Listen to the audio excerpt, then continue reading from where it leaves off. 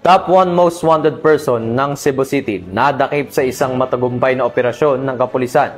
Alamin natin ang buong detalye, yan ang tinutukan ni Patrolwoman Flora May Azares. Tulungan ang bagsak ng top 1 most wanted person, municipal level, na may kasong murder. Matapos itong maaresto ng kapulisan ng Cebu City sa Legazpi Extension, Barangay San Roque, Cebu City, noong ika-7 ng Nobyembre ng taong kasalukuyan.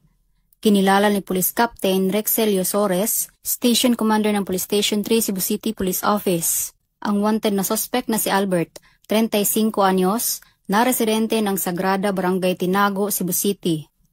Batay sa ulat, ang suspect ay naaresto sa bisa ng warrant of arrest para sa kasong murder na walang rekomendadong piyansa. Sa pamamagitan ng determinasyon ng mga kapulisan, mas paiigtingin pa nila ang kanilang pagganap ng tungkulin upang mapanagot ang mga kriminal at masiguro ang kapayapaan at seguridad ng mamamayan tungo sa isang mapayapang bagong Pilipinas.